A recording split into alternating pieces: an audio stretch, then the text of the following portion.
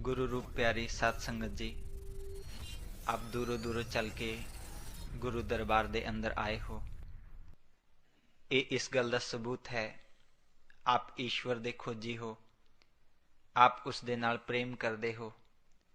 आप दा ये प्रेम उस पतंगे दे समान है कि जो जलदे हुए दीपक नूं देख के उस दे पास चले जांदा है। उसनूं किसी भी संदेश देण दी आवश्यकता नहीं पैंदी, क्योंकि उस दियां नज़रां हमेशा दूर दूर तक देखदियां रहिंदियां हन कि कद मैनू जलदे हुए दीपक की किरण दिखाई दे और मैं उसके पास पहुंच सका। इसी तरह आपकी ये इकत्रता आप दे उस प्रेम नू प्रगट करती है कि आप ईश्वर नू प्राप्त करना चाहते हो। आप ईश्वर की बंदगी दे नाल प्रेम करते हो। इसे दे संबंध दे अंदर गोस्वामी तुलसीदास जी कहते हैं, जाके हृदय भक्ति जस प्रीति प्रभु तै प्रगट सदा एह रीति। जो सच्चे दिलों उस ईश्वर दे नाल प्रेम करता है, ये एक रीति है, नियम है। ईश्वर एक दिन उस दे अंदर अवश्य प्रगट हुंदा है। जिसनू प्राप्त करन दे लई असी प्रयत्नशील हाँ, जिस दे लई असी तड़फ रहे हाँ, और उसे नू प्राप्त करन दे लई संसार दे अंदर अनेकां लोग प्रयास करते हैं कि असी उस पुरातन बंदगी नू प्राप्त कर सकीए। पुरातन बंदगी तो भाव वो रस्ता जिस दे उपर साडे ऋषि मुनि चले और उस उपर चल के उस परमात्मा नू प्राप्त किया। और उसे नू प्राप्त करन दे लई अज असी सब पाठ पूजा जप तप योग ये सब करते हैं। सब कुछ करदिया होया भी सानू उस ईश्वर की प्राप्ति क्यों नहीं हुंदी? साडा कोई निजी अनुभव क्यों नहीं है? असी अज उस ईश्वर की प्राप्ति तो वंचित क्यों हाँ? बहुत लोग प्राप्त करने का प्रयत्न तो करते हैं, कोई जप करता है, कोई तप करता है, कोई किसी तरह का अभ्यास करता है। सब कुछ करदिया होया भी जिस समय कुछ प्राप्त नहीं हुंदा तां इंसान यह कह के अपनी सोच नू समाप्त कर दिंदा है, अपनी खोज नू रोक दिंदा है कि ईश्वर की बंदगी तां कठिन बहुत है, उसनू प्राप्त करना तां बहुत औखा है। पर सोचना यह है कि वाकया ही ईश्वर नू प्राप्त करना औखा है या सानू अजे वो रस्ता ही मालूम नहीं है कि जिस दे उपर चल के असी उसनू जान सकीए। और इसे दे बारे विच साडे गुरु साहबान समझाउंदे हन, भगत भगत कहे सब कोए बिन सतगुरु सेवै भगत ना पाइए गुर पूरे भाग मिले प्रभ सोए। भगती दे बारे अंदर अज संसार दे विच बहुत लोग विचार दिंदे हन। बड़े लोग दावे करते हैं कि मैं श्री राम की पूजा करता हाँ, मैं तां उसका भगत हाँ, या मैं तां श्री कृष्ण जी की पूजा करता हाँ, उसका भगत हाँ, या तां मैं भगवान शिव की पूजा करता हाँ, उसका भगत हाँ। पूजा असी चाहे किसी भी इष्ट नू मन के करते हाँ, परंतु सोचना यह है कि जिस इष्ट की असी पूजा करते हाँ, जिसकी बंदगी करते हाँ, असी तां मन दे अंदर यह सोच रहे हाँ कि मैं उसका भगत हाँ। कि वो सानू भगत स्वीकार करते हैं कि जो असी बंदगी कर रहे हाँ, कि वो बंदगी उन्हां दियां नजरां दे अंदर स्वीकारित है? इस दे बारे विच महापुरुष की विचार दिंदे हैं? गोस्वामी तुलसीदास जी कहते हैं, सोई सेवक प्रियतम मम सोई मम अनुशासन माने जोई। ओही मेरा सेवक है, ओही मेरा प्यारा है जो मेरे अनुशासन दे मुताबिक चलदा है, जो मेरे वचनां नू श्रवण करके उसनू जीवन दे अंदर अमली रूप दिंदा है, जो मेरे वचनां मुताबिक उस बंदगी नू करदा है, ओही मेरा शिष्य है, ओही मेरा प्यारा है। पर जरा सोचिए, जो अज असी बंदगी कर रहे हाँ, कि ये साडी महापुरुषां दे वचनां मुताबिक है? जे तां साडी बंदगी महापुरुषां दे हुक्म अनुसार है ਤਦ ਤਾਂ ਅਸੀਂ ਉਹਨਾਂ ਦੇ ਭਗਤ ਕਹਿਣ ਦੇ ਯੋਗ ਹਾਂ। ਜੇਕਰ ਸਾਡੀ ਬੰਦਗੀ ਉਹਨਾਂ ਦੇ ਹੁਕਮ ਅਨੁਸਾਰ ਨਹੀਂ ਹੈ ਤਾਂ ਉਹ ਸਾਨੂੰ ਆਪਣਾ ਭਗਤ ਸਵੀਕਾਰ ਨਹੀਂ ਕਰਦੇ।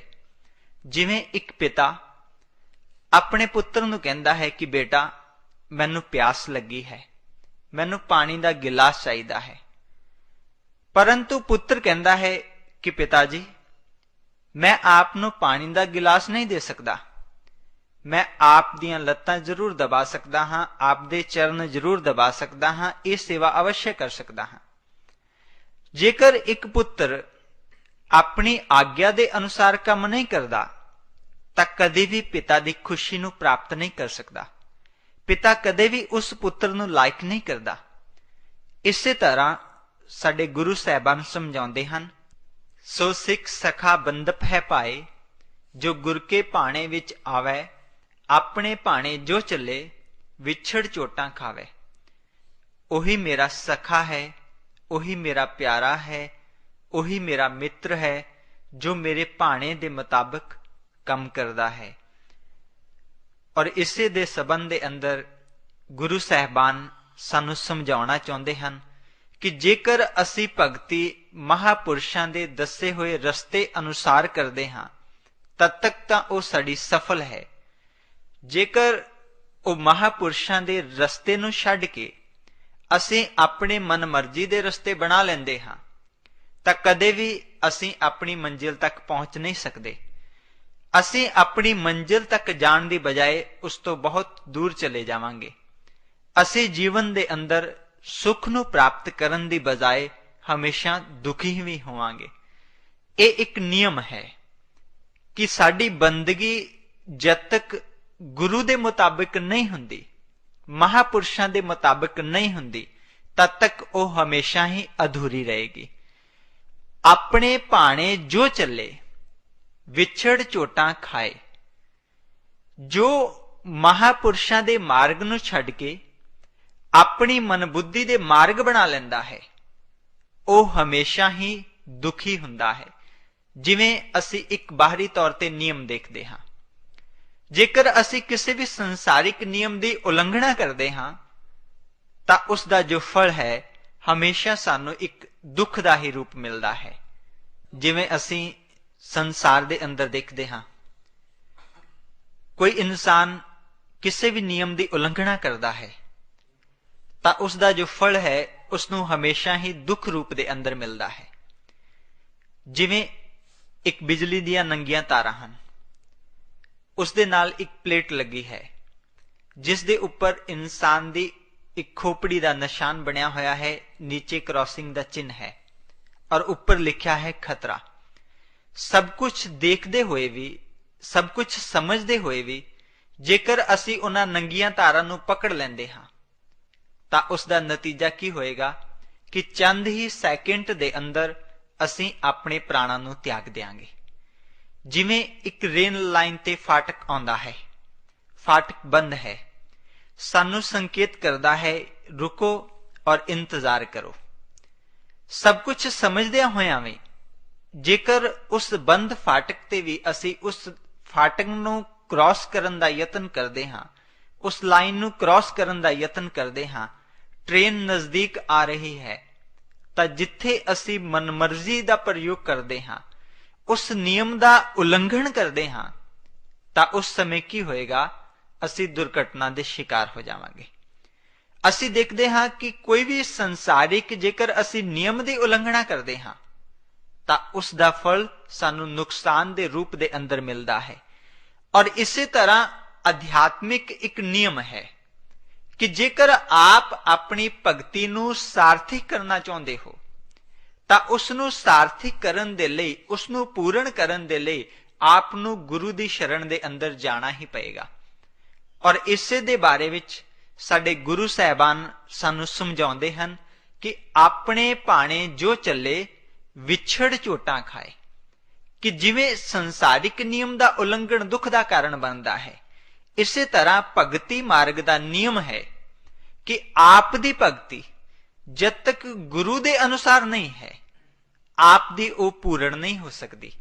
ਔਰ ਆਪ ਹਮੇਸ਼ਾ ਪਹੁੰਚਣ ਦੀ ਬਜਾਏ ਉਸ ਤੋਂ ਬਹੁਤ ਦੂਰ ਚਲੇ ਜਾਓਗੇ। ਜਿਵੇਂ ਇੱਕ ਇਨਸਾਨ ਹੈ, ਉਹ ਇੱਕ ਖੇਡ ਦੇ ਨਿਯਮ ਨਿਰਧਾਰਿਤ ਕਰਦਾ ਹੈ। ਜੇਕਰ ਉਹ ਉਸ ਖੇਡ ਦੇ ਅੰਦਰ ਖੁਦ ਖੇਡਣਾ ਚਾਹੇ ਤਾਂ ਉਸ ਨੂੰ ਵੀ ਉਹਨਾਂ ਨਿਯਮਾਂ ਦੀ ਪਾਲਣਾ ਕਰਨੀ ਪਏਗੀ। ਜੇਕਰ ਉਹ ਉਸ ਦੇ ਅੰਦਰ ਆਪਣਾ ਰੋਲ ਅਦਾ ਕਰਦਾ ਹੈ, ਉਹਨਾਂ ਨਿਯਮਾਂ ਦੀ ਪਾਲਣਾ ਨਹੀਂ ਕਰਦਾ, ਤਾਂ ਉਸ ਦਾ ਸਾਰਾ ਬਣਿਆ ਬਣਾਇਆ ਜੋ ਖੇਲ ਹੈ ਉਹ ਖਰਾਬ ਹੋ ਸਕਦਾ ਹੈ। ਉਸ ਨੂੰ ਉਸ ਖੇਲ ਨੂੰ ਬਰਕਰਾਰ ਰੱਖਣ ਦੇ ਲਈ ਉਹਨਾਂ ਨਿਯਮਾਂ ਦੀ ਪਾਲਣਾ ਕਰਨੀ ਹੀ ਪਏਗੀ। ਔਰ ਇਸੇ ਤਰ੍ਹਾਂ ਸਾਡੇ ਗੁਰੂ ਸਾਹਿਬਾਨ ਸਮਝਾਉਂਦੇ ਹਨ ਕਿ ਭਗਤੀ ਮਾਰਗ ਦੇ ਸੰਬੰਧ ਦੇ ਅੰਦਰ ਚਾਹੇ ਸਾਡੇ ਜੈਸੇ ਸਧਾਰਨ ਲੋਕ ਹੋਣ, ਚਾਹੇ ਸੰਤ ਮਹਾਪੁਰਸ਼ ਹੋਣ, ਚਾਹੇ ਜਿਨ੍ਹਾਂ ਗੁਰੂਆਂ ਨੇ, ਪੀਰਾਂ ਫਕੀਰਾਂ ਨੇ ਇਹ ਭਗਤੀ ਮਾਰਗ ਦਾ ਨਿਯਮ ਬਣਾਇਆ ਹੈ ਕਿ ਬਿਨ ਸਤਿਗੁਰੂ ਭਗਤ ਨਾ ਪਾਈਏ, ਕਿ ਸਤਿਗੁਰੂ ਤੋਂ ਬਿਨਾਂ ਨਾ ਤਾਂ ਆਪ ਭਗਤ ਬਣ ਸਕਦੇ ਹੋ ਔਰ ਨਾ ਹੀ ਉਸ ਦੀ ਬੰਦਗੀ ਨੂੰ ਪ੍ਰਾਪਤ ਕਰ ਸਕਦੇ ਹੋ। ਜੇਕਰ ਉਹਨਾਂ ਮਹਾਪੁਰਸ਼ਾਂ ਨੂੰ ਦੁਆਰਾ ਸੰਸਾਰ ਦੇ ਅੰਦਰ ਅਵਤਾਰ ਲੈਣਾ ਪਏ, ਆਪਣੇ ਸੰਦੇਸ਼ ਨੂੰ ਜਨ ਜਨ ਤੱਕ ਪਹੁੰਚਾਉਣਾ ਪਏ, ਤਾਂ ਉਹਨਾਂ ਨੂੰ ਵੀ ਇਸ ਨਿਯਮ ਦੇ ਅਧੀਨ ਗੁਜ਼ਰਨਾ ਹੀ ਪਏਗਾ। ਇਤਿਹਾਸ ਦੇ ਅੰਦਰ ਅਸੀਂ ਦੇਖਦੇ ਹਾਂ ਜਿੰਨੇ ਵੀ ਲੋਕ ਪਰਮਾਤਮਾ ਨੂੰ ਪ੍ਰਾਪਤ ਕਰਨ ਦੇ ਲਈ ਘਰ ਤੋਂ ਚੱਲੇ, ਜਿਨ੍ਹਾਂ ਦੇ ਵੀ ਹਿਰਦੇ ਦੇ ਅੰਦਰ ਇਹ ਜਗਿਆਸਾ ਉਤਪੰਨ ਹੋਈ ਕਿ ਮੈਂ ਪਰਮਾਤਮਾ ਦਾ ਦੀਦਾਰ ਕਰਾਂ, ਮੈਂ ਉਸ ਨੂੰ ਜਾਣਾ, ਘਰ ਤੋਂ ਚੱਲੇ, ਤਾਂ ਉਹਨਾਂ ਨੂੰ ਉਸ ਆਪਣੀ ਜਗਿਆਸਾ ਨੂੰ ਪੂਰਨ ਕਰਨ ਦੇ ਲਈ, ਉਸ ਪਰਮਾਤਮਾ ਨੂੰ ਪ੍ਰਾਪਤ ਕਰਨ ਦੇ ਲਈ ਇੱਕ ਦਿਨ ਗੁਰੂ ਦੀ ਸ਼ਰਨ ਦੇ ਅੰਦਰ ਜਾਣਾ ਹੀ ਪੈਂਦਾ ਹੈ।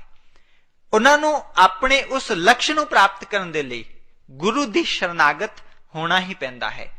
ਇਤਿਹਾਸ ਦੇ ਅੰਦਰ ਅਸੀਂ ਦੇਖਦੇ ਹਾਂ ਕਬੀਰ ਸਾਹਿਬ, ਮੀਰਾ ਬਾਈ, ਰਵਿਦਾਸ ਮਹਾਰਾਜ, ਭਗਤ ਤਰਲੋਚਨ, ਸੰਤ ਏਕਨਾਥ, ਅਨੇਕਾਂ ਭਗਤ ਮਹਾਪੁਰਸ਼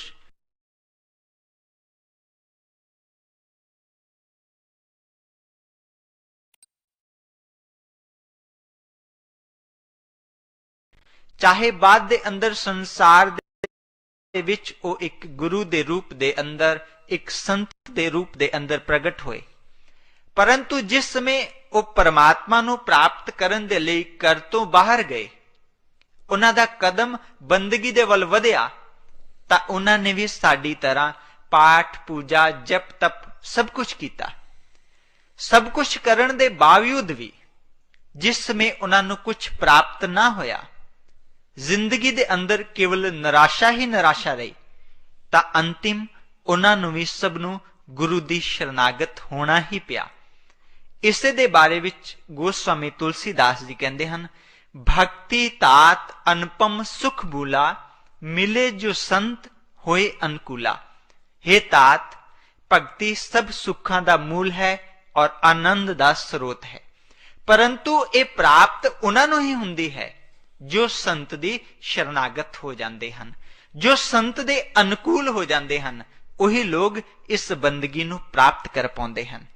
ਔਰ ਗੋਸਵਾਮੀ ਤੁਲਸੀਦਾਸ ਜੀ ਸਮਝਾਉਂਦੇ ਹਨ ਕਿ ਜੇਕਰ ਅਸੀਂ ਗੁਰੂ ਤੋਂ ਬਿਨਾਂ ਬੰਦਗੀ ਕਰਦੇ ਹਾਂ, ਮਹਾਪੁਰਸ਼ ਤੋਂ ਬਿਨਾਂ ਭਗਤੀ ਕਰਦੇ ਹਾਂ, ਤਾਂ ਚਾਹੇ ਬਾਹਰੀ ਜਪ ਤਪ ਦੇ ਦੁਆਰਾ ਸਾਡੇ ਅੰਦਰ ਐਨੀ ਸ਼ਕਤੀ ਕਿਉਂ ਨਾ ਉਤਪੰਨ ਹੋ ਜਾਏ ਕਿ ਅਸੀਂ ਬ੍ਰਹਮਾ ਜੀ ਦੇ ਸਮਾਨ ਨਈ ਸ੍ਰਿਸ਼ਟੀ ਦੀ ਉਤਪਤੀ ਕਰ ਦਈਏ, ਸਾਡੇ ਅੰਦਰ ਐਨੀ ਸ਼ਕਤੀ ਕਿਉਂ ਨਾ ਉਤਪੰਨ ਹੋ ਜਾਏ ਕਿ ਅਸੀਂ ਵਿਸ਼ਨੂੰ ਜੀ ਦੇ ਸਮਾਨ ਨਈ ਸ੍ਰਿਸ਼ਟੀ ਦੇ ਪਾਲਕ ਦਾਤਾ ਬਣ ਜਾਈਏ, ਸਾਡੇ ਅੰਦਰ ਐਨੀ ਸ਼ਕਤੀ ਕਿਉਂ ਨਾ ਉਤਪੰਨ ਹੋ ਜਾਏ ਕਿ ਅਸੀਂ ਸ਼ਿਵ ਦੇ ਸਮਾਨ ਸਾਰੀ ਸ੍ਰਿਸ਼ਟੀ ਦਾ ਸੰਘਾਰ ਕਰ ਦਈਏ, ਪਰੰਤੂ ਫਿਰ ਵੀ ਗੁਰੂ ਤੋਂ ਬਿਨਾਂ ਅਸੀਂ ਭਵ ਸਾਗਰ ਤੋਂ ਪਾਰ ਨਹੀਂ ਹੋ ਸਕਦੇ। ਇਸੇ ਦੇ ਸੰਬੰਧ ਦੇ ਅੰਦਰ ਗੁਰੂ ਸਾਹਿਬਾਨ ਕਹਿੰਦੇ ਹਨ, ਕੋਟ ਯਤਨ ਕਰ ਰਹੇ ਬਿਨ ਸਤਿਗੁਰੂ ਮੁਕਤ ਨਾ ਹੋਏ। ਸਤਿਗੁਰੂ ਤੋਂ ਬਿਨਾਂ ਚਾਹੇ ਆਪ ਕਰੋੜਾਂ ਯਤਨ ਕਰਦੇ ਰਹੋ, ਲੱਖਾਂ ਪ੍ਰਯਾਸ ਕਰਦੇ ਰਹੋ, ਆਪਣੀ ਮਨਮਰਜ਼ੀ ਦੇ ਦੁਆਰਾ ਕਰਮ ਸੰਸਕਾਰ ਕਰਦੇ ਰਹੋ, ਪਰੰਤੂ ਫਿਰ ਵੀ ਆਪ ਉਸ ਭਗਤੀ ਨੂੰ ਪ੍ਰਾਪਤ ਨਹੀਂ ਕਰ ਸਕਦੇ। ਜਿਵੇਂ ਅਸੀਂ ਬਾਬਾ ਫਰੀਦ ਦੀ ਉਦਾਹਰਨ ਲੈਂਦੇ ਹਾਂ, ਗੁਰੂ ਤੋਂ ਬਿਨਾਂ ਉਹ ਕਈ ਸਾਲ ਯਤਨ ਕਰਦੇ ਰਹੇ, ਜਪ ਤਪ ਪਾਠ ਪੂਜਾ और इथों तक तप दे अंदर कई कई साल तक वो पानी दे अंदर एक लत दे उपर खड़े रहंदे सन। कई कई साल दरख्तां दे नाल उल्टे लटके रहंदे सन। बिरध अवस्था तक वो प्रयास करते रहे कि मैनू परमात्मा मिल जाए, परंतु अंतिम समय तक, विरध अवस्था तक वो परमात्मा नू प्राप्त नहीं कर पाए। और फिर उन्होंने गुरु की शरण के अंदर जाना ही पैंदा है। उस ईश्वर नू जानने दे लई चिश्ती साहब दे शरणागत होना ही पैंदा है। और इसे तरह असी उदाहरण देखते हाँ सुखदेव मुनि दी। सुखदेव मुनि ने अपनी मन बुद्धि के द्वारा इन्ना जप तप किया कि वो अपनी सुरती नू बैकुंठ के द्वार तक लै गए। जिस समय उन्हां दी सुरती बैकुंठ के द्वार ते पहुंची तां द्वारपाल उसनू रोक लेंदे हन। सुखदेव मुनि जी कहते हैं कि मैं बैकुंठ के अंदर प्रवेश करना चाहता हाँ। द्वारपाल कहते हैं कि आप बिना आज्ञा तो अंदर नहीं जा सकते। जिस समय नारायण के पास संदेश जाता है कि मृत्यु लोक तो सुखदेव नाम का जो व्यक्ति है वो आप दे द्वार ते आया है, तां नारायण ये हुक्म दिंदे हन कि वो बैकुंठ के अंदर प्रवेश नहीं कर सकता, क्योंकि वो नुगुरा है और इसलिए उसनू धक्के मार के मृत्यु लोक के अंदर भेज दिता जाए। उसी तरह हुंदा है, द्वारपाल वापस आउंदे हन और सुखदेव नू धक्के मार के मृत्यु लोक भेज दिता जाता है। और एनी मन नू ठेस लगती है, कारण कि निगुरा है। क्योंकि महापुरुष कहते हैं निगुरे काहे नाउ बुरा। ऐसी ही चोट एक दिन लगी सी अमरदास जी नू। अमरदास जी यात्रा ते जांदे हन, कोई फकीर मिलता है, उसकी बड़ी सेवा करते हैं। तां जिस समय वो दोनों आपस तो जुदा होने लगते हैं तां फकीर अमरदास जी नू प्रश्न करता है कि आप दा गुरु केड़ा है। तां उस समय अमरदास जी कहते हैं कि गुरु तां मैं अज तक जीवन के अंदर धारण ही नहीं किया है, मैं तां अजे नगुरा हाँ। तां उस समय वो फकीर कहते हैं कि यह तां बहुत वड्डा पाप हो गया। अमरदास जी कहते हैं कि महाराज की गलती हो गई। कहते हैं कि मैं तां नगूरे दा संग करना भी पाप समझदा हाँ, पर मैं तां तेरे हथों इन्ने दिन भोजन खादा है, यह तां एक महान पाप दे समान है। साडे गुरु साहबान कहते हैं कि नगूरा मुझको ना मिले, पापी मिले हजार, एक नगूरे के शीश पर लाख पापियों का भार। कहते कि एक नगूरे दे नालों तां चाहे हजारां पापी मिल जाण, उन्हां दा भी कोई इन्ना बोझ नहीं है, परंतु नगूरे दा संग करना सब तो वध पाप दे समान है।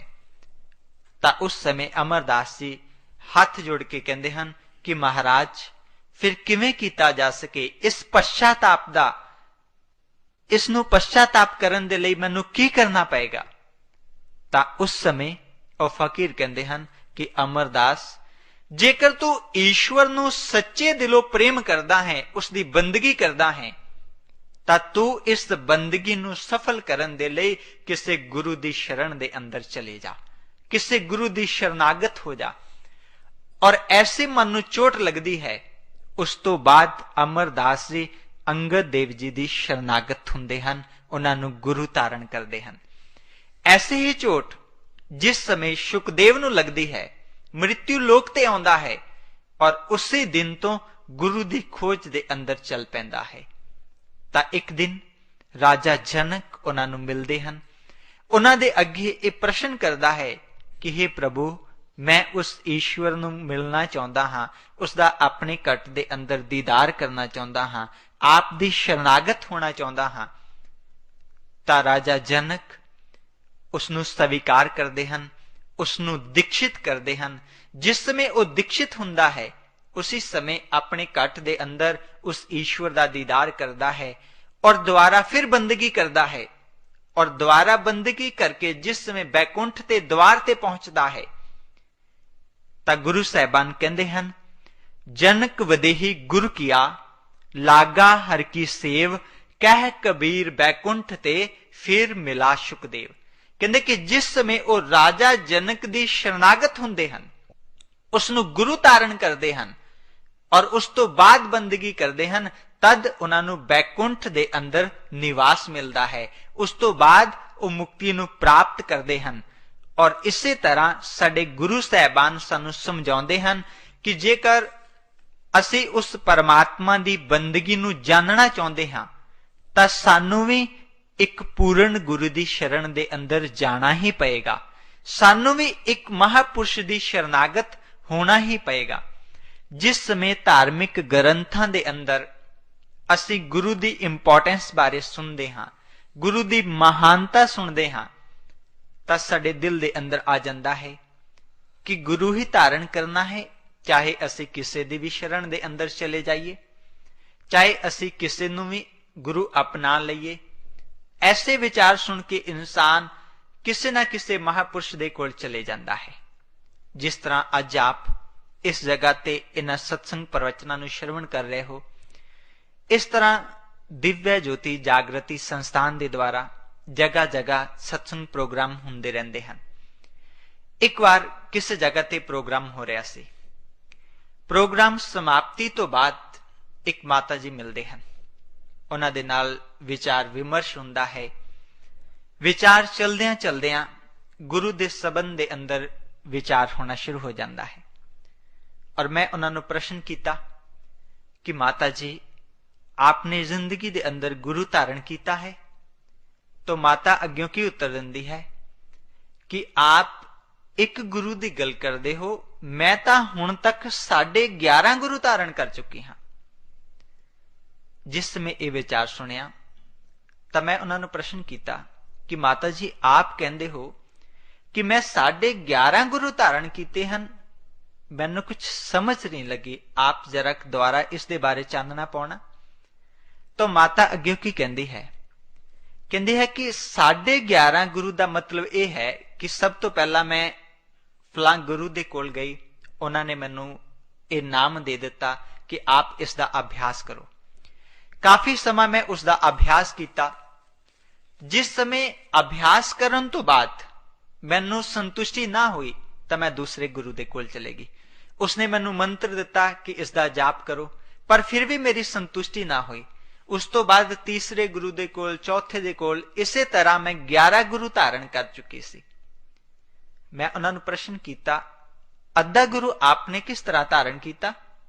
ਤਾਂ ਮਾਤਾ ਕਹਿੰਦੀ ਹੈ ਕਿ ਹੁਣ ਮੈਂ ਇੱਕ ਮਹਾਪੁਰਸ਼ ਦੇ ਟੀਵੀ ਦੇ ਉੱਪਰ ਰੋਜ਼ਾਨਾ ਵਿਚਾਰ ਸ਼ਰਵਣ ਕਰਦੀ ਹਾਂ ਔਰ ਵਿਚਾਰ ਮੇਰੇ ਮਨ ਨੂੰ ਅੱਛੇ ਲੱਗਦੇ ਹਨ ਔਰ ਮਨ ਹੀ ਮਨ ਮੈਂ ਉਸ ਨੂੰ ਗੁਰੂ ਧਾਰਨ ਕਰ ਚੁੱਕੀ ਹਾਂ ਆਪਣੇ ਅੰਦਰ, ਅੱਧਾ ਤਾਂ।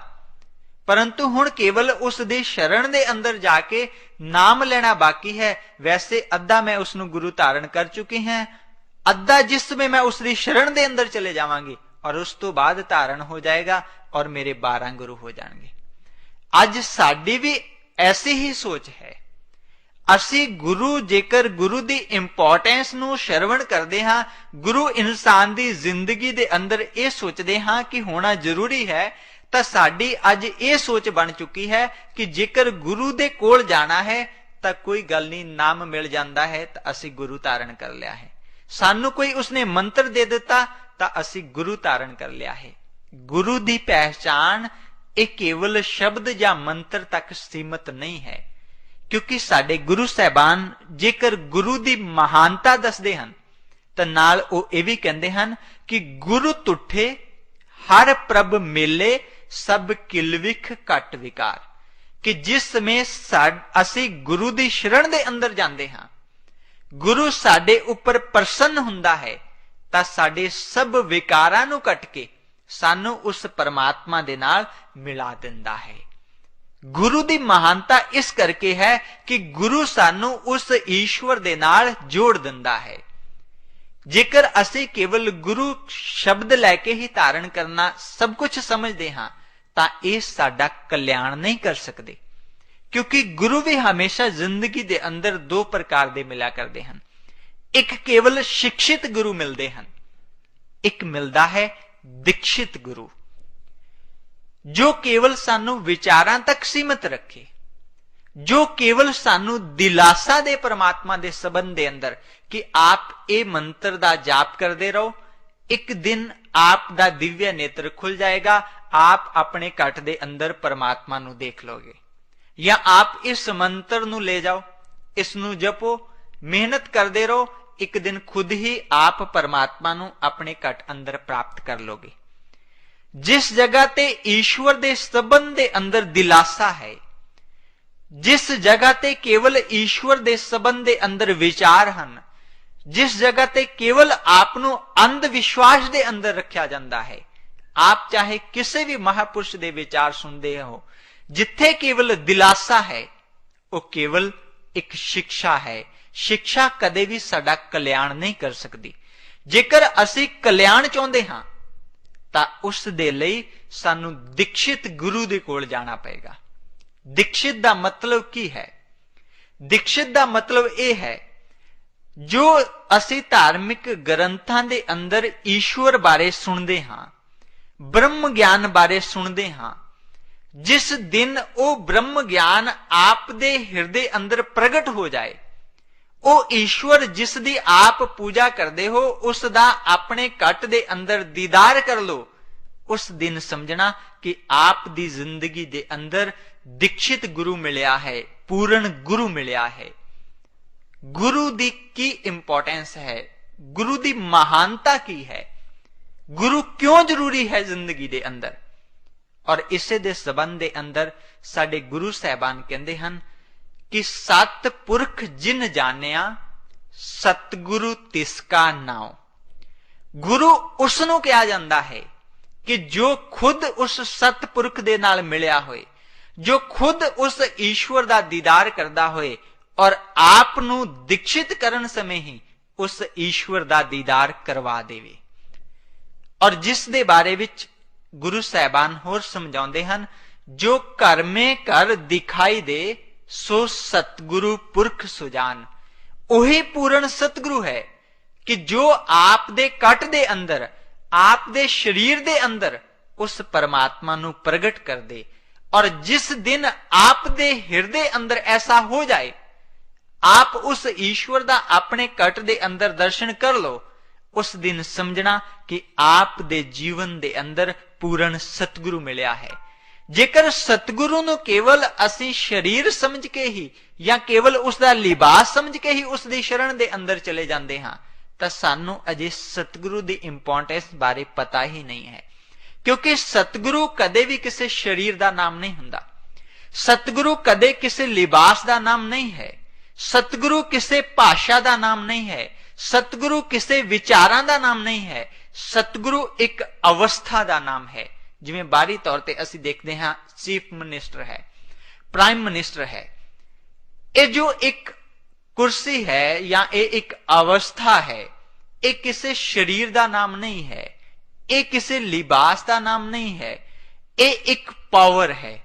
जो भी इंसान उस अवस्था ते पहुंच जाता है, उस पावर नू प्राप्त कर लेंदा है, वो चीफ मिनिस्टर की कुर्सी दे ऊपर बैठ जाता है, वो प्राइम मिनिस्टर की कुर्सी दे ऊपर बैठ जाता है। इसी तरह सतगुरु एक अवस्था का नाम है। वो अवस्था की है कि जिस ईश्वर की असी पूजा करते हाँ, सतगुरु उस दे नाल मिलिया हुंदा है और सानू मिलाउण दी समर्था रखदा है। और इसे दे संबंध दे अंदर गुरु साहबान कहते हैं कि सत पुरख जिन जानिया, सतगुरु तिसका नाम। वो सतगुरु कि जो आप उस ईश्वर दा दीदार करदा होए और सानू करवा देवे। और इसे दे संबंध दे अंदर असी अनेकां इतिहास के अंदर उदाहरण देखते हाँ। जिवें भगवान श्री कृष्ण और अर्जुन का संवाद आउंदा है। भगवान श्री कृष्ण अर्जुन नूं कहंदे हन कि हे अर्जुन, ईश्वर दे दीदार तो बिना इंसान का जीवन सफल नहीं हो सकता और इंसान उस ईश्वर नूं अपने कट दे अंदर जान सकता है। और अर्जुन जिस समय इन्हां विचारां नूं सुनदा है तब भगवान श्री कृष्ण दे अगे बेनती करदा है कि महाराज, जेकर आप ये मनदे हो कि इंसान दे द्वारा ईश्वर का दीदार हो सकता है, तो आप मेरे ते भी वो कृपा करो। तो जिस समय अर्जुन भगवान श्री कृष्ण दे अगे ये विनती करदा है ਇਹ ਅਰਦਾਸ ਕਰਦਾ ਹੈ ਤਾਂ ਭਗਵਾਨ ਸ਼੍ਰੀ ਕ੍ਰਿਸ਼ਨ ਉਸ ਨੂੰ ਦੀਕਸ਼ਿਤ ਕਰਦੇ ਹਨ, ਉਸ ਦੇ ਮਸਤਕ ਦੇ ਉੱਪਰ ਹੱਥ ਰੱਖਦੇ ਹਨ, ਤਾਂ ਉਸੇ ਸਮੇਂ ਉਹ ਆਪਣੇ ਅੰਦਰ ਉਸ ਈਸ਼ਵਰ ਦੀ ਜੋਤੀ ਦਾ ਦਰਸ਼ਨ ਕਰਦਾ ਹੈ। ਜਿਵੇਂ ਅਸੀਂ ਇਤਿਹਾਸ ਦੇ ਅੰਦਰ ਸੁਣਦੇ ਹਾਂ ਕਿ ਬਿਰਜਾਨੰਦ ਜੀ ਦੇ ਕੋਲ ਜਿਸ ਸਮੇਂ ਦਇਆਨੰਦ ਜੀ ਆਉਂਦੇ ਹਨ ਔਰ ਉਹਨਾਂ ਦਾ ਦਰਵਾਜ਼ਾ ਖਟਖਟਾਉਂਦੇ ਹਨ, ਤਾਂ ਬਿਰਜਾਨੰਦ ਜੀ ਕਹਿੰਦੇ ਹਨ ਕਿ ਕੌਣ ਹੈ? ਤਾਂ ਉਸ ਸਮੇਂ ਦਇਆਨੰਦ ਜੀ ਕਹਿੰਦੇ ਹਨ ਕਿ ਮਹਾਰਾਜ, ਜੇ ਮੈਨੂੰ ਇਹ ਪਤਾ ਹੁੰਦਾ ਕਿ ਮੈਂ ਕੌਣ ਹਾਂ ਤਾਂ ਮੈਨੂੰ ਆਪ ਦਾ ਦਰਵਾਜ਼ਾ ਖੜਕਾਉਣ ਦੀ ਕੀ ਜ਼ਰੂਰਤ ਪਈ ਸੀ। ਇਸੇ ਨੂੰ ਜਾਣਨ ਦੇ ਲਈ ਤਾਂ ਮੈਂ ਆਪ ਦੇ ਕੋਲ ਆਇਆ ਹਾਂ ਕਿ हे ਪ੍ਰਭੂ, ਮੇਰੇ ਤੇ ਕਿਰਪਾ ਕਰੋ ਕਿ ਮੈਂ ਕੌਣ ਹਾਂ ਔਰ ਕਿਵੇਂ ਆਪਣੇ ਆਪ ਨੂੰ ਜਾਣ ਸਕਾਂ ਕਿ ਜੋ ਇਸ ਸੰਸਾਰ ਦੇ ਅੰਦਰ ਭਟਕ ਰਿਹਾ ਹਾਂ। ਜਿਸ ਸਮੇਂ ਬਿਰਜਾਨੰਦ ਜੀ ਉਹਨਾਂ ਦੀ ਇਸ ਜਗਿਆਸਾ ਨੂੰ ਦੇਖਦੇ ਹਨ ਤਾਂ ਜਿਸ ਸਮੇਂ ਉਸ ਨੂੰ ਦੀਕਸ਼ਿਤ ਕਰਦੇ ਹਨ, ਉਸੇ ਸਮੇਂ ਉਹ ਆਪਣੇ ਘਟ ਦੇ ਅੰਦਰ ਉਸ ਪਰਮਾਤਮਾ ਦਾ ਦਰਸ਼ਨ ਕਰਦਾ ਹੈ। ਇਸੇ ਤਰ੍ਹਾਂ ਸਵਾਮੀ ਵਿਵੇਕਾਨੰਦ ਜੀ ਜਿਸ ਸਮੇਂ ਰਾਮ ਕ੍ਰਿਸ਼ਨ ਪਰਮਹੰਸ ਦੇ ਕੋਲ ਜਾਂਦੇ ਹਨ ਤਾਂ ਉਹਨਾਂ ਨੂੰ ਪ੍ਰਸ਼ਨ ਕਰਦੇ ਹਨ ਕਿ ਜਿਸ ਈਸ਼ਵਰ ਦੀ ਆਪ ਮਹਿਮਾ ਗਾਉਂਦੇ ਹੋ, ਕਿ ਆਪ ਨੇ ਉਸ ਨੂੰ ਜਾਣਿਆ ਹੈ? ਰਾਮ ਕ੍ਰਿਸ਼ਨ ਪਰਮਹੰਸ ਕਹਿੰਦੇ ਹਨ ਕਿ ਹਾਂ, ਮੈਂ ਉਸ ਨੂੰ ਜਾਣਿਆ ਹੈ। ਇਸ ਸਮੇਂ ਸਭ ਤੋਂ ਨਜ਼ਦੀਕ ਮੇਰੇ ਤੂੰ ਖੜਾ ਹੈ ਔਰ ਤੇਰੇ ਤੋਂ ਵੀ ਨਜ਼ਦੀਕ ਮੈਂ ਉਸ ਈਸ਼ਵਰ ਦਾ ਦਰਸ਼ਨ ਕਰਦਾ ਹਾਂ। ਤਾਂ ਸਵਾਮੀ ਵਿਵੇਕਾਨੰਦ ਪ੍ਰਸ਼ਨ ਕਰਦੇ ਹਨ ਕਿ ਮੈਨੂੰ ਇਸ ਦਾ ਕੀ ਪ੍ਰਮਾਣ ਹੈ? ਤਾਂ ਉਸ ਸਮੇਂ ਰਾਮ ਕ੍ਰਿਸ਼ਨ ਪਰਮਹੰਸ ਕਹਿੰਦੇ ਹਨ ਕਿ ਤੈਨੂੰ ਇਸ ਦਾ ਪ੍ਰਮਾਣ ਮੈਂ ਇਹੀ ਦੇ ਸਕਦਾ ਹਾਂ ਕਿ ਮੈਂ ਖੁਦ ਉਸ ਦਾ ਦੀਦਾਰ ਕਰਦਾ ਹਾਂ ਔਰ ਤੈਨੂੰ ਕਰਵਾ ਸਕਦਾ ਹਾਂ। ਔਰ ਜਿਸ ਸਮੇਂ ਸਵਾਮੀ ਵਿਵੇਕਾਨੰਦ ਇਹਨਾਂ ਵਿਚਾਰਾਂ ਨੂੰ ਸ਼ਰਵਣ ਕਰਦੇ ਹਨ ਤਾਂ ਇਹੀ ਵਿਚਾਰ ਉਹਨਾਂ ਨੂੰ ਪ੍ਰਭਾਵਿਤ ਕਰ ਦਿੰਦਾ ਹੈ, ਕਿਉਂਕਿ ਅੱਜ ਤੱਕ ਉਹ ਬਹੁਤ ਮਹਾਪੁਰਸ਼ਾਂ ਦੇ ਕੋਲ ਗਏ ਪਰੰਤੂ ਕਿਸੇ ਨੇ ਵੀ ਐਸਾ ਵਿਚਾਰ ਨਹੀਂ ਦਿੱਤਾ ਔਰ ਉਸੇ ਸਮੇਂ ਆਪਣੇ ਆਪ ਨੂੰ ਉਹਨਾਂ ਦੇ ਅੱਗੇ ਸਮਰਪਣ ਕਰ ਦਿੰਦੇ ਹਨ। ਔਰ ਜਿਸ ਸਮੇਂ ਰਾਮ ਕ੍ਰਿਸ਼ਨ ਪਰਮਹੰਸ ਉਹਨਾਂ ਨੂੰ ਦੀਕਸ਼ਿਤ ਕਰਦੇ ਹਨ, ਉਹਨਾਂ ਦੇ ਮਸਤਕ ਦੇ ਉੱਪਰ ਆਪਣਾ ਕਿਰਪਾ ਰੂਪੀ ਹੱਥ ਰੱਖਦੇ ਹਨ ਔਰ ਉਸੇ ਸਮੇਂ ਉਹ ਦਿਵਯ ਨੇਤਰ ਦੇ ਦੁਆਰਾ ਆਪਣੇ ਅੰਦਰ ਉਸ ਪ੍ਰਭੂ ਦੇ ਰੂਪ ਦਾ, ਉਸ ਜੋਤੀ ਦਾ ਦੀਦਾਰ ਕਰਦਾ ਹੈ ਔਰ ਉਸ ਬ੍ਰਹਮ ਗਿਆਨ ਨੂੰ ਆਪਣੇ ਹਿਰਦੇ ਦੇ ਅੰਦਰ ਪ੍ਰਗਟ ਕਰਵਾਉਂਦਾ ਹੈ। ਔਰ ਇਹੀ ਵਿਚਾਰ ਸਾਡੇ ਮਹਾਪੁਰਸ਼ ਦਿੰਦੇ ਹਨ ਕਿ ਜਿਸ ਸਮੇਂ ਸਾਡੀ ਜ਼ਿੰਦਗੀ ਦੇ ਅੰਦਰ ਪੂਰਨ ਗੁਰੂ ਮਿਲਦਾ ਹੈ ਤਾਂ ਉਹ ਸਾਨੂੰ ਦੀਕਸ਼ਿਤ ਕਰਦਾ ਹੈ। ਪੂਰੇ ਗੁਰ ਕੀ ਪੂਰੀ ਦਿਖਿਆ, ਜਿਸ ਮਨ ਵਸੇ ਤਿਸ ਸਾਚ ਪ੍ਰੀਖਿਆ। ਕਿ ਜਿਸ ਸਮੇਂ ਸਾਡੀ ਜ਼ਿੰਦਗੀ ਦੇ ਅੰਦਰ ਪੂਰਨ ਗੁਰੂ ਮਿਲਦਾ ਹੈ ਤਾਂ ਉਹ ਕੇਵਲ ਸਾਨੂੰ ਵਿਚਾਰਾਂ ਤੱਕ ਸੀਮਤ ਨਹੀਂ ਰੱਖਦਾ, ਉਹ ਸਾਨੂੰ ਦੀਕਸ਼ਿਤ ਕਰਦਾ ਹੈ। ਔਰ ਜਿਸ ਸਮੇਂ ਸਾਨੂੰ ਦੀਕਸ਼ਾ ਮਿਲਦੀ ਹੈ ਔਰ ਉਸੇ ਸਮੇਂ ਅਸੀਂ ਆਪਣੇ ਅੰਦਰ ਉਸ ਸੱਚ ਈਸ਼ਵਰ ਦਾ ਦੀਦਾਰ ਕਰਦੇ ਹਾਂ ਔਰ ਜਿਸ ਸਮੇਂ ਸਾਡੇ ਅੰਦਰ ਉਸ ਸੱਤ ਈਸ਼ਵਰ ਜੋਤੀ ਦਾ ਦਰਸ਼ਨ ਹੁੰਦਾ ਹੈ, ਉਸ ਸਮੇਂ ਆਪ ਨੇ ਜ਼ਿੰਦਗੀ ਦੇ ਅੰਦਰ ਸਮਝਣਾ ਕਿ ਆਪ ਨੂੰ ਬ੍ਰਹਮ ਗਿਆਨ ਮਿਲਿਆ ਹੈ, ਆਪ ਨੂੰ ਦੀਕਸ਼ਾ ਮਿਲੀ ਹੈ, ਆਪ ਦੇ ਜੀਵਨ ਦੇ ਅੰਦਰ ਦੀਕਸ਼ਿਤ ਗੁਰੂ ਮਿਲਿਆ ਹੈ। ਇਸ ਦੇ ਬਾਰੇ ਵਿੱਚ ਸ਼੍ਰੀ ਆਸ਼ੂਤੋਸ਼ ਜੀ ਮਹਾਰਾਜ ਦਿਵਯ ਜੋਤੀ ਜਾਗਰਤੀ ਸੰਸਥਾਨ ਦੇ ਸੰਚਾਲਕ ਐਵਮ ਸੰਸਥਾਪਕ ਅਕਸਰ ਇਹ ਵਿਚਾਰ ਦਿਆ ਕਰਦੇ ਹਨ ਕਿ ਬ੍ਰਹਮ ਗਿਆਨ ਕੋਈ ਅੰਧ ਵਿਸ਼ਵਾਸ ਦਾ ਮਾਰਗ ਨਹੀਂ ਹੈ। ਬ੍ਰਹਮ ਗਿਆਨ ਪ੍ਰਤੱਖ ਅਨੁਭੂਤੀ ਦਾ ਮਾਰਗ ਹੈ। ਜਿਸ ਸਮੇਂ ਇਨਸਾਨ ਆਪਣੇ ਅੰਦਰ ਬ੍ਰਹਮ ਦਾ ਪ੍ਰਤੱਖ ਅਨੁਭਵ ਕਰਦਾ ਹੈ, ਉਸੇ ਸਮੇਂ ਉਸ ਦੇ ਹਿਰਦੇ ਦੇ ਅੰਦਰ ਬ੍ਰਹਮ ਗਿਆਨ ਪ੍ਰਗਟ ਹੁੰਦਾ ਹੈ। ਜਦ ਤੱਕ ਉਸ ਨੂੰ ਬ੍ਰਹਮ ਦੀ ਪ੍ਰਤੱਖ ਅਨੁਭੂਤੀ ਨਹੀਂ ਹੁੰਦੀ ਤਦ ਤੱਕ ਮਤ ਸਮਝਣਾ ਕਿ ਆਪ ਦੀ ਜ਼ਿੰਦਗੀ ਦੇ ਅੰਦਰ ਬ੍ਰਹਮ ਗਿਆਨ ਮਿਲਿਆ ਹੈ, ਆਪ ਨੂੰ ਦੀਕਸ਼ਿਤ ਗੁਰੂ ਮਿਲਿਆ ਹੈ, ਆਪ ਪੂਰਨ ਗੁਰੂ ਦੀ ਸ਼ਰਨ ਦੇ ਅੰਦਰ ਗਏ ਹੋ। ਔਰ ਇਹੀ ਵਿਚਾਰ ਸਾਡੇ ਧਾਰਮਿਕ ਗ੍ਰੰਥ ਦਿੰਦੇ ਹਨ ਕਿ ਜਿਸ ਸਮੇਂ ਆਪ ਦੀ ਜ਼ਿੰਦਗੀ ਦੇ ਅੰਦਰ ਪੂਰਨ ਗੁਰੂ ਮਿਲੇਗਾ, ਆਪ ਨੂੰ ਬ੍ਰਹਮ ਗਿਆਨ ਮਿਲੇਗਾ, ਤਾਂ ਉਸੇ ਸਮੇਂ ਆਪ ਆਪਣੇ ਘਟ ਦੇ ਅੰਦਰ ਉਸ ਈਸ਼ਵਰ ਦਾ ਜੋਤੀ ਦਾ ਦਰਸ਼ਨ ਕਰੋਗੇ, ਜਿਸ ਦੇ ਬਾਰੇ ਵਿੱਚ ਸਾਡੇ ਸਾਰੇ ਧਾਰਮਿਕ ਗ੍ਰੰਥ ਕਹਿੰਦੇ ਹਨ ਕਿ ਜੇਕਰ ਆਪ ਈਸ਼ਵਰ ਨੂੰ ਦੇਖਣਾ ਚਾਹੁੰਦੇ ਹੋ ਤਾਂ ਉਹ ਇੱਕ ਜੋਤੀ ਹੈ। ਕਈ ਵਾਰ ਲੋਕ ਪ੍ਰਸ਼ਨ ਕਰਦੇ ਹਨ ਕਿ ਆਪ ਇਹ ਕਿਵੇਂ ਕਹਿ ਸਕਦੇ ਹੋ ਕਿ ਈਸ਼ਵਰ ਦਾ ਰੂਪ ਵਾਕਿਆ ਹੀ ਜੋਤੀ ਹੈ।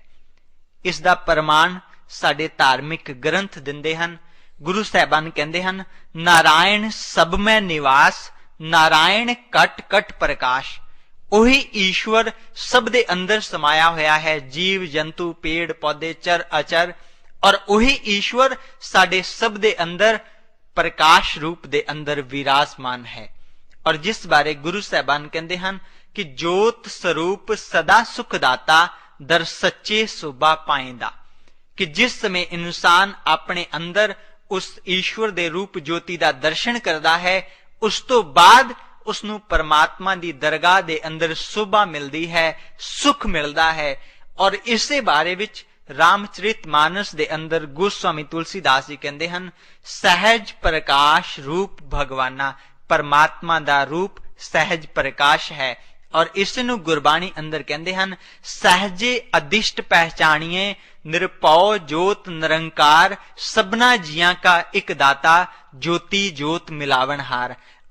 ਆਪ ਉਸ ਈਸ਼ਵਰ ਨੂੰ ਸਹਿਜ ਅਵਸਥਾ ਦੇ ਦੁਆਰਾ ਹੀ ਜਾਣ ਸਕਦੇ ਹੋ, ਜੋ ਨਿਰਭਉ ਹੈ, ਇੱਕ ਜੋਤੀ ਸਰੂਪ ਹੈ, ਨਿਰੰਕਾਰ ਹੈ, ਔਰ ਉसी ਦਾ ਆਪ ਆਪਣੇ ਘਟ ਦੇ ਅੰਦਰ ਦੀਦਾਰ ਕਰ ਸਕਦੇ ਹੋ।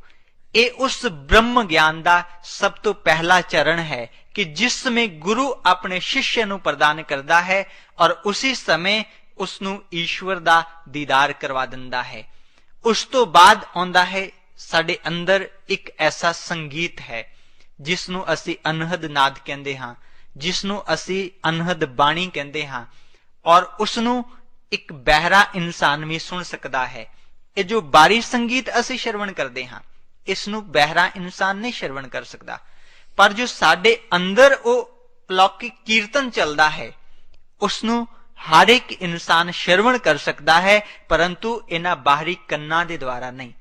ਜਿਸ ਸਮੇਂ ਗੁਰੂ ਕਿਰਪਾ ਕਰਦਾ ਹੈ ਉਸੇ ਸੰਗੀਤ ਨੂੰ ਇਨਸਾਨ ਬਿਨਾਂ ਕੰਨਾਂ ਤੋਂ ਆਪਣੇ ਘਟ ਦੇ ਅੰਦਰ ਸੁਣਦਾ ਹੈ, ਜਿਸ ਦੇ ਬਾਰੇ ਵਿੱਚ ਗੁਰੂ ਸਾਹਿਬਾਨ ਕਹਿੰਦੇ ਹਨ, ਕਹ ਨਾਨਕ ਜਾਕਾ ਸਤਿਗੁਰੂ ਪੂਰਾ, ਵਾਜੇ ਤਾਕੇ ਅਨਹਦ ਤੂਰਾ, ਕਿ ਜਿਨ੍ਹਾਂ ਦੀ ਜ਼ਿੰਦਗੀ ਦੇ ਅੰਦਰ ਪੂਰਨ ਸਤਿਗੁਰੂ ਮਿਲ ਜਾਂਦਾ ਹੈ, ਉਹ ਆਪਣੇ ਅੰਦਰ ਉਸ ਸੰਗੀਤ ਨੂੰ ਅਨੁਭਵ ਕਰਦਾ ਹੈ, ਸੰਗੀਤ ਨੂੰ ਸੁਣਦਾ ਹੈ, ਜਿਸ ਦੇ ਅੰਦਰ ਘੰਟਾ ਸੰਖ ਬਾਂਸਰੀ ਬੀਨਾ ਐਸੀਆਂ ਆਵਾਜ਼ਾਂ ਅਸੀਂ ਆਪਣੇ ਅੰਦਰ ਹੀ ਸ਼ਰਵਣ ਕਰਦੇ ਹਾਂ।